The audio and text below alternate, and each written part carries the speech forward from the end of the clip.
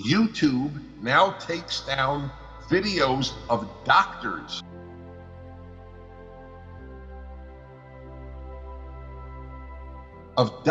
who argue against the lockdown, of doctors who argue for hydroxychloroquine and zinc as helpful in the early stages of combating COVID-19. They take them down. This is what they would all do. They would take us all down. I'm in talk radio. They have tried for years with the so-called fairness doctrine to get rid of talk radio. If you do not agree with the left, they do not differ with you, they try to shut you down. They say because of the coronavirus, X, Y, and Z have happened. That's all false. It's because of the lockdowns that X, Y, and Z have happened, and X, Y, and Z include hundreds of millions of people in this world who are on the brink of starvation solely because of the lockdown. We may end up with as many lost lives because of the lockdown as because of the virus. I was just reading about the staggering increase in alcohol and drug use as a result of this. Not to mention suicides, not to mention broken families, not to mention broken marriages, not to mention despair, depression, and vast increase in antidepressants, all because of the lockdown. The more government control there is, the more they are able of controlling us. I mean, it's definitional. If you give someone a haircut, you will never be able to do it again. They will take your license away. You can't practice a haircutting if your license is removed. The government controls who gives haircuts. We have ceded this control to the government in the name of safety, because these people use chemicals and scissors. Maybe that is right, maybe that is not right. But remember, when you make a pact with the devil, you pay. And yes, it is, people are arrested for playing with their kids on a beach. Vast majority of people pushing for a lockdown have their salaries. The governors of these states, these Democratic governors, haven't lost a penny. It's the people who have lost their incomes that suffer. In the name of this abstract principle, it's abstract. We have lost people to these flus all through history without doing anything like this. And here's another one. The left believes that there's a much worse crisis to human life than COVID-19, global warming. They say it's an existential threat to life, meaning the existence of human life is threatened.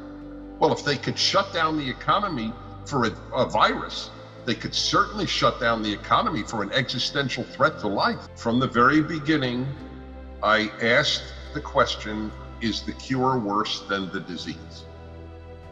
And I turned out to be right. It brings me no satisfaction. Sort of feel like Jeremiah. He turned out to be right, but he saw the destruction of the Jewish kingdom. I mean, he saw what happened. I'm not happy that I was right, but I saw this from the beginning. Wait a minute. You are going to quarantine healthy people?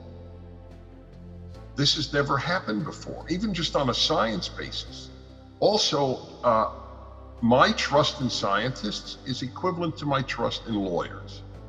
These people are panic striking, and we should dismiss most of what they say a priori. It's all models. It's all based on models. One model said, 2 million people will die, and then Boris Johnson closed down the United Kingdom. I have a feeling he regrets he did, but I don't know him. Maybe he's proud of ruining the British economy. And by the way, that guy's a conservative. Panic has struck everyone, but it's not struck them equally.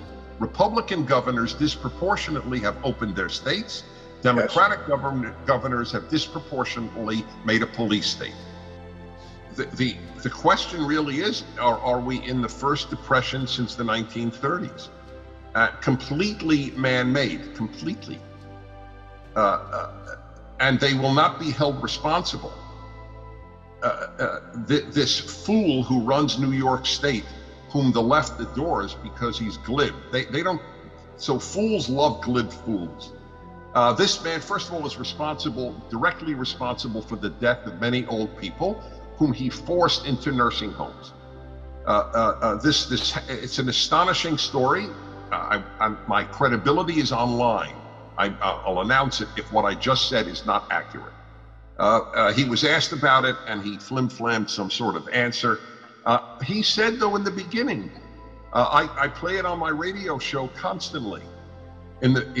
Closing down New York State, he said, if that saves one life, I will go to bed happy. I will be happy. Really, as I pointed out 100 times, every time we raise the speed limit, we kill thousands of Americans. We shouldn't raise the speed limit. If the criterion for public policy is now, will it kill any American? There are a lot of things we can't do. We should take people out of cars. The moment we allow people to drive, we allow tens of thousands of deaths. An utter repudiation of the left, contempt for the left, and a defeat of the Democratic Party. That is the only way to turn it around. There is no other. People have to take their kids out of schools. They have to stop. They have to stop sending their kids to colleges that make them stupid.